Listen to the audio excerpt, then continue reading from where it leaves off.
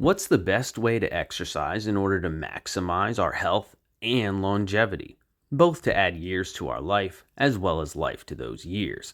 If you wanted to create a training philosophy that was based on the concept of chasing the fountain of youth, then I think what we're going to discuss in today's video is about as close to that idea as you can come. Please remember to like the video and subscribe to my channel. And if you enjoy content like this, then please consider supporting my work either by picking up a training program from my website. I have over 50 5-star reviews on Google. You can check them out for yourself. Or by simply joining as a channel member, which grants you access to more content like this, along with free programs. I hope you enjoy the video. Something I've been thinking about in recent times is maximizing longevity. I want to be as athletic as possible for as long as possible. I want to be a freak athlete forever. These are concepts I touched on in my last video. And sort of piggybacking off that same concept, but even taking it a little bit further and a little bit differently now, where the concern becomes less athleticism itself, and more so now simply general fitness, health, and well-being, and maximizing these qualities in order to give ourselves the greatest chance of living the longest life possible, while also being the most full of life as we can possibly be during as much of that time as possible. I think whereas the former ideology here regarding athleticism will probably serve us well into our 50s and potentially even our 60s, I think that this latter ideology is one that will lend itself to somebody who hopes to be fit and healthy and feeling good into their 70s, 80s, and then hopefully with this concept, pushing that even into their 90s as well, and for the lucky few of us, into the triple digits. I would like to think that if we focus on the three key metrics that I'm going to talk about in today's video, that we will come as close as we possibly can to creating a training philosophy that is the fountain of youth. A plan that will have you kicking ass for a lot longer than most people, even those people who still happen to be around well into their twilight years. In order to create this fountain of youth training philosophy, I would focus on three key aspects. 1. Lifting weights, i.e. resistance training, to build total body muscular strength and hypertrophy. 2. Moving your body as fast as possible for short distances, i.e. running fast or sprinting. And 3. Moving your body as briskly as possible for long distances, i.e. jogging or brisk walking for extended periods of time. And this is it, really, from a training perspective. In my opinion, it really is this simple to chase the fountain of youth.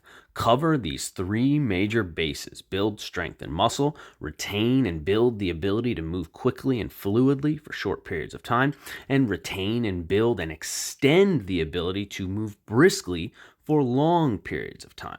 We can argue about the minutia in between all of these concepts until we're blue in the face. What type of strength training you should do, what muscles and movements you should primarily focus on, what type of flexibility or mobility or stretching work you should possibly include, what exactly you should be doing to be, quote, moving your body fast for short periods of time, and what exactly you should be doing to be, quote, moving your body briskly for long periods of time. In my opinion, that minutia doesn't really matter all that much at the end of the day, as long as what you're doing is not nonsensical and it's covering these three major bases in some form or fashion consistently for decades, while also allowing you to fill in some of those minor gaps that develop in between these major bases. And covering all that is going to be about as close as we can possibly come to creating the fountain of youth.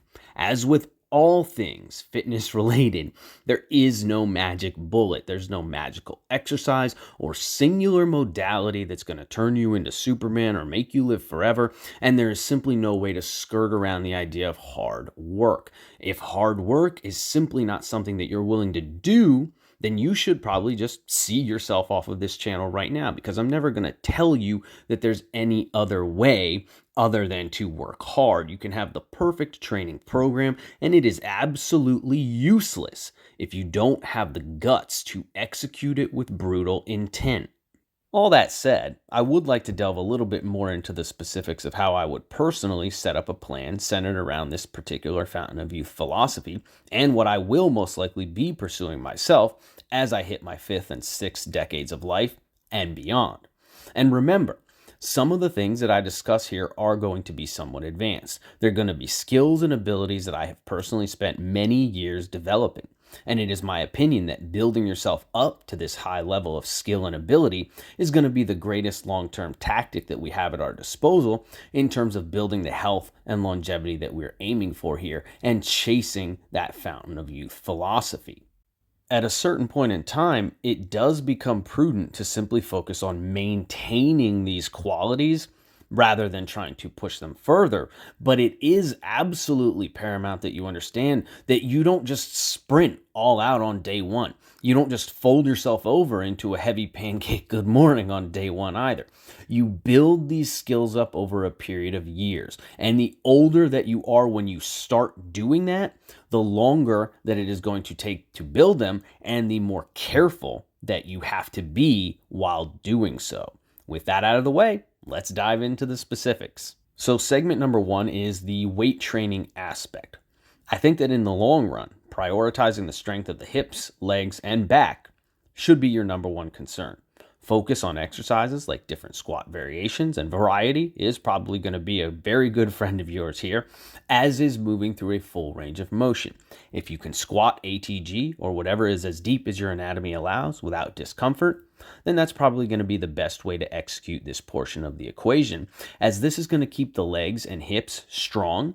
It's going to keep the spine loaded for the sake of bone mineral density and joint integrity, and it's going to keep you supple and mobile as well.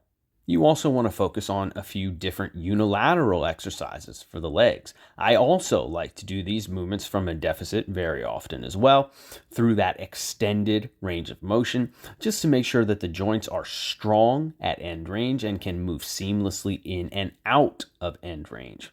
Finally, you will want to hinge. Being able to keep the back locked in while moving primarily about the hips is simply a useful skill to possess, and hinging deep is also a good way to ensure that the hamstrings remain mobile and strong, and that the entire backside of the body is strong. Full range of motion, good mornings, deficit RDLs, and hyperextensions are the three big players here.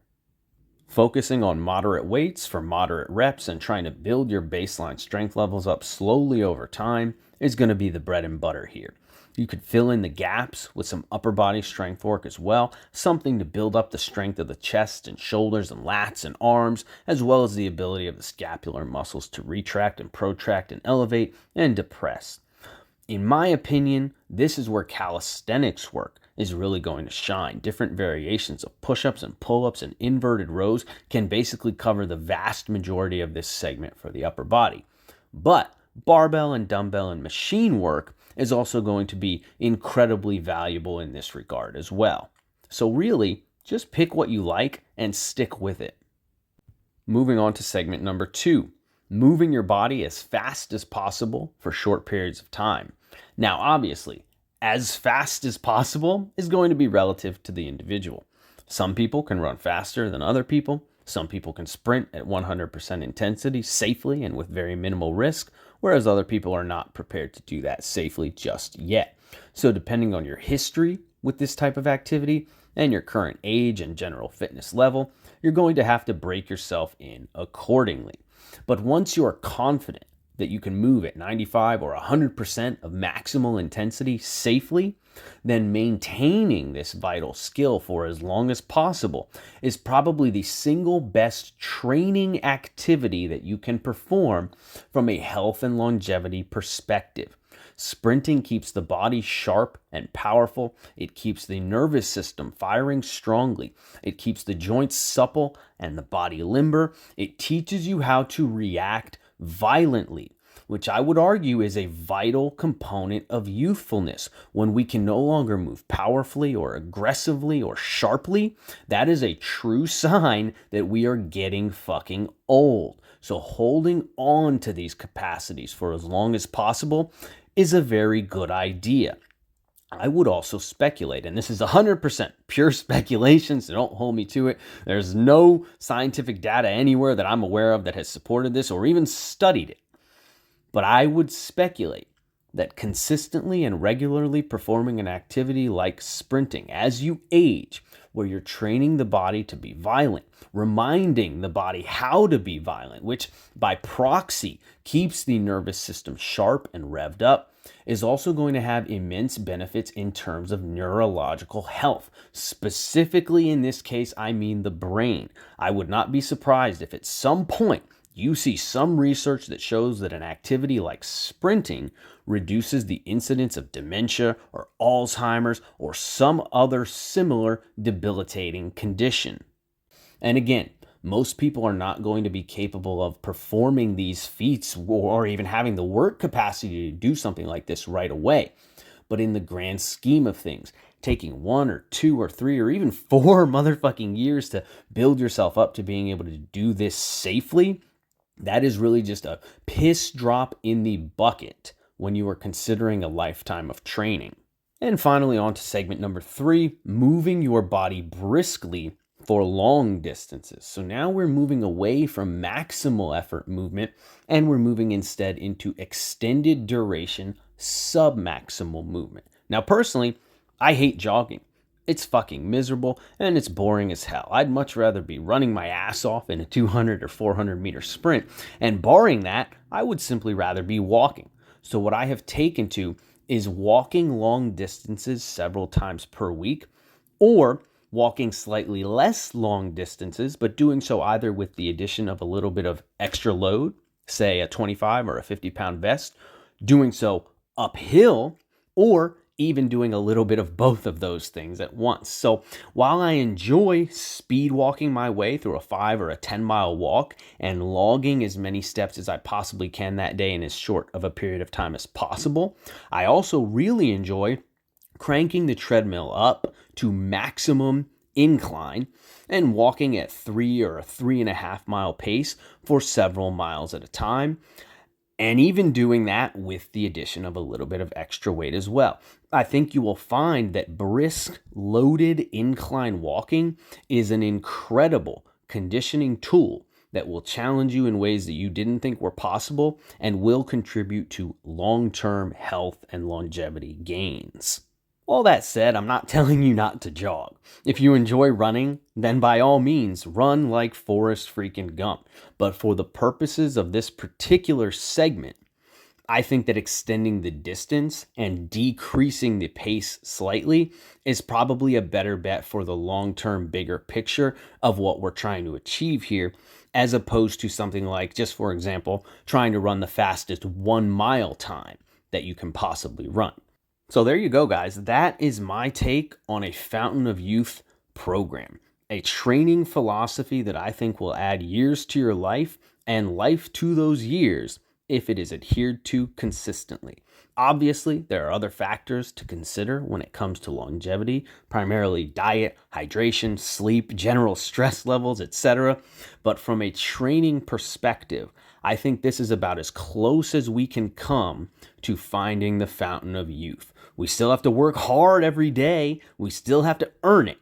But if it is something that you want to pursue, then there is nothing stopping you from doing it except your will to execute it.